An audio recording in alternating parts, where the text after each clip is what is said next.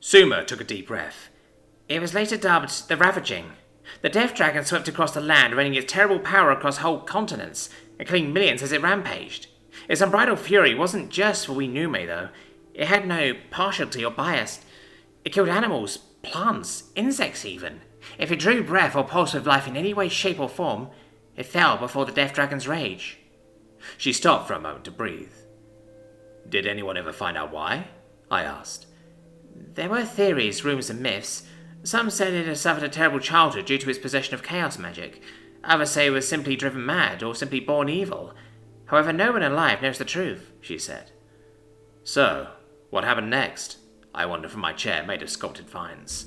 We were currently sitting in the room I was renting in the kennel because I decided to live here for a while. I had lost my job back on Earth after leaving for several days without letting anyone know, after agreeing to work just hours beforehand.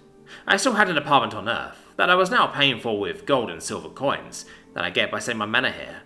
Apparently chaos magic makes excellent fuel and fertilizer, so farmers are the ones I deal with mostly, but a few nobles have approached and struck deals with Suma and I as well. All that together meant I was making about 5 gold coins every few days, and 10 silver coins every other day.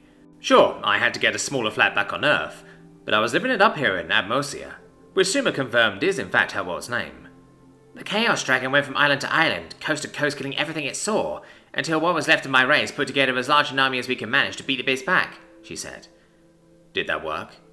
For a time, but all it had to do was run away and heal, and with each attack our forces dwindled ever smaller. According to the stories, many had resigned to death and went home to die with what was left of their loved ones. Dang. I shook my head. In the end, it had wiped out over 80% of life on Atmosia, she added. So how did you all win? No one really knows, she said. What? A dragon kills 80% of your world and no one knows what happened to it? How is that possible? I asked, astonished. One day it just disappeared and no one ever found out what happened to it. Maybe the army did more damage than it could heal from in one of their battles. Maybe it was just old, or maybe it depleted its strength too much. And since there wasn't much food left, it couldn't find anything to eat. However, the truth was lost centuries ago, she explained. What do you believe? I asked. Well, she started. I always believed that the hero mage, Amboss, was the one to defeat the beast. Hero mage? I wondered. It's just a story. Back then there was supposed to be this hero named Amboss. He apparently had a familiar with an attribute for chaos magic as well, she told me. Whoa, really? I said, surprised. Was it a human? No, it was a Viking of all things, she said to my surprise. I didn't know how to respond. Another human, centuries ago, was going through exactly what I'm going through now. It was surreal to say the least.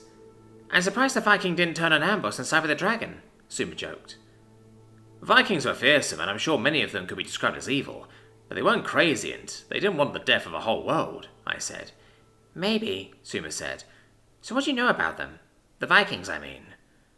Quite a bit more than you, I imagine. I studied them in school on several occasions as part of curriculum, I explained.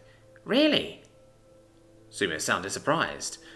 They were always such a mystery to us. We couldn't understand them after all. My people could, I told her. That got her attention. What? How did you manage that? She wondered. My people are good with languages, I lied. So, what did they want? Money, supplies, slaves, anything that could fit on their ships, really, I said. They took your people as slaves, she sounded astonished. They never did that with my people. To be fair, your people are rather small compared to mine, I joked. Yes, I suppose that's true, but why would that matter? They probably didn't think you would be of much use, or more likely they didn't have anyone or anywhere to bring you back to. They would bring the slaves back to their bases or sell them off to anyone who would buy them. On my world, slavery was fairly common back then, so it couldn't have been difficult to find someone, I explained. I see, she said. Jake, the Vikings, what did they look like? She asked that a bit suspiciously. Why do you ask? I tried to say calmly. It's nothing. Never mind. Just a weird thought, she said quietly. But how do you people know so much about them? I mean, I get that you learn their language, but still, you would have had to talk to them.